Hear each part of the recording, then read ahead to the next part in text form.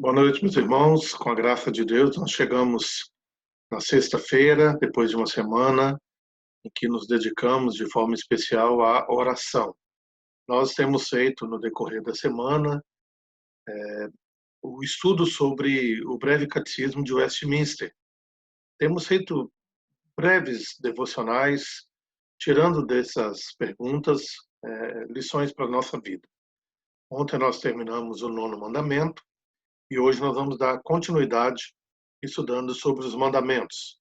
Eu quero começar aqui passando a pergunta, que é a pergunta 79.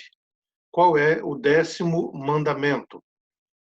A resposta dessa pergunta: o 10º mandamento é: não cobiçarás a casa do teu próximo, não desejarás a sua mulher, nem o seu servo, nem a sua serva, nem o seu boi, nem o seu jumento, nem coisa alguma que lhe pertença.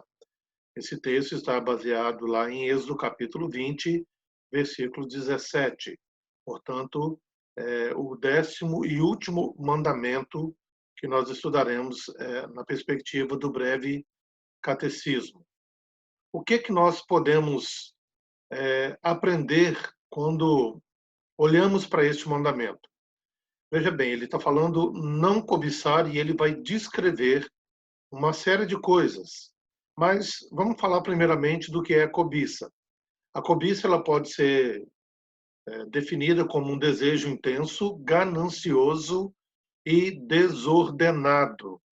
A gente coloca essa frase aí e você vai se lembrar que nós falamos do falso testemunho que anda de mão dada com o não matarás, porque uma questão está relacionada com a outra. Agora, a gente diz a mesma coisa, a cobiça anda de mãos dadas com o furto ou roubo. Você se lembra, esse é um outro mandamento que nós estudamos, e essas duas coisas andam de mão dadas.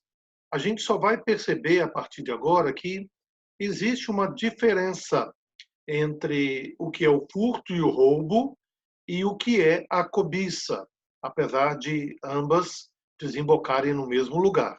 Mas veja, o furto e o roubo restringe ao campo da matéria. O que a gente está dizendo aqui é que o furto ou roubo ele é a tomada de coisas materiais de alguém. Comparando com a cobiça, a gente pode então dizer que a cobiça atinge o homem completamente, porque ele envolve o aspecto físico, que é o material que nós falamos do furto, do roubo, mas ele vai envolver outras áreas da vida humana, que é o aspecto social, o aspecto moral e espiritual. Todas essas áreas elas são atingidas e elas sofrerão as consequências da quebra do mandamento que é não cobiçarás. A cobiça, a gente ainda pode, dessa forma ampla de dizer a respeito do mandamento, ela é um tipo de patologia psíquica. Lembrando do que a gente disse, ela aborda o homem, ou ela atinge o homem em várias áreas, então nós dizemos, abarca o egoísmo, a desonestidade, a infidelidade, a avareza, corrupção, materialismo e carnalidade. A gente tem alguns exemplos que a palavra de Deus traz para nós a respeito da cobiça. Lá no começo da história humana, o texto diz que Eva cobiçou status. O texto diz que, ao ser abordada pela serpente, ela imediatamente começou a imaginar como seria, né, ser igual a Deus. Foi essa a proposta de Satanás para ela. E ela, então, tem a cobiça desse desejo de ser igual a Deus. Logo mais à frente na história, você vai encontrar filhos de Adão e Eva, a história de Caim.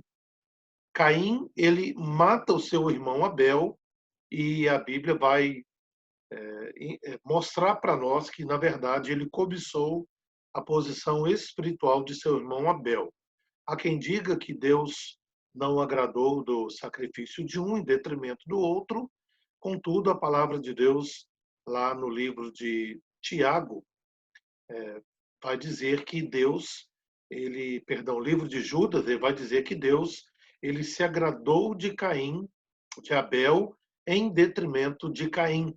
Isso deixa um pouco claro para nós que havia uma posição espiritual e que Caim, então, cobiça esta posição do seu irmão diante de Deus. Por isso, a cobiça leva à morte. E ainda a gente pode dar um outro exemplo, que é Davi cobiçando a mulher de Urias. Você se lembra do desfecho dessa história? Ele olhou para aquela mulher lá do seu palácio, ele cobiçou aquela mulher e ele então, a partir daí, ele empreendeu todos os meios para ter aquela mulher junto dele. O exemplo de Davi é muito claro para mostrar para nós que este mandamento, quando quebrado, ele vai envolver questões muito mais do que o desejo de ter algo material, mas envolve a questão social, envolve a questão espiritual e outras questões da vida humana estão relacionadas com este mandamento. E, por fim, nós colocamos lá, e você percebeu, eu vou voltar aqui para você olhar lá na resposta, nós temos aqui alguns destaques. Então você vai perceber que a palavra casa, ela está de vermelho, assim como coisa alguma. E você percebe ainda que mulher, servo, serva, boi, jumento estão aí de azul. Por que nós viemos até aqui? Por que nós estamos tratando disso? Quando o mandamento diz não cobiçarás a casa, ele está tratando do todo, ou de todo o conjunto de bens familiares. Você vai perceber que há uma certa hierarquia na exposição do que não deve ser cobiçado. Então, ele fala da esposa, ele depois trata dos escravos, dos animais, e quando ele diz ali coisa alguma, ele também vai abranger, levando aí para aquilo que são os móveis e imóveis de uma pessoa. Então, a expressão casa, ela é como que uma palavra que abarca todo o sentido deste mandamento, né? Todo o conjunto de bens familiares. Um outro destaque importante é que a palavra esposa, ela vem em primeiro lugar porque o homem, ele tinha este conjunto de bens familiares e Deus coloca a esposa numa posição hierárquica privilegiada na vida do homem. Por isso, começa descrevendo a esposa, escravos, animais, móveis, imóveis ou qualquer outra coisa que nós pudéssemos, então, acrescentar. Nós, então, chegamos ao final dos 10 mandamentos, aqui na perspectiva do breve catecismo de Westminster. Fizemos, no decorrer do estudo dos mandamentos, pequenas observações para a nossa vida. E como nós estamos na semana de oração, encerrando hoje, eu gostaria que, ao orarmos nessa noite, nós lembrássemos de incluir o pastor Celso, do nosso presbitério. Ele foi internado ontem, fez alguns exames.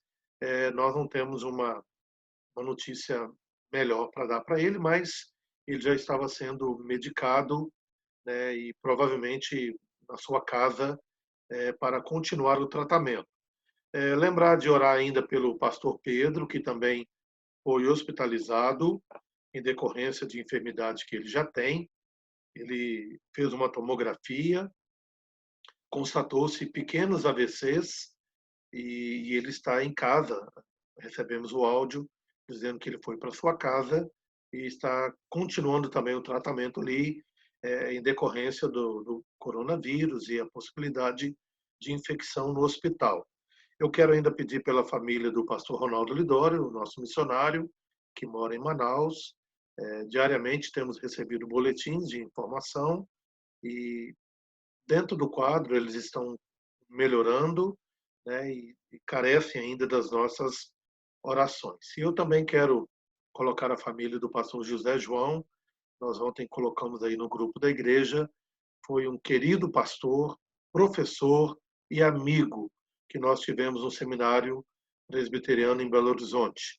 E certamente ficamos muito sentidos com a notícia, mas sabemos que ele está na presença do Senhor, foi um servo valoroso, ultimamente trabalhando como pastor dos missionários, visitando os campos da PMT e estando, né, dando suporte espiritual e emocional para as famílias dos missionários. É um irmão que deixa saudade, mas nós cremos que está com Deus nesse momento.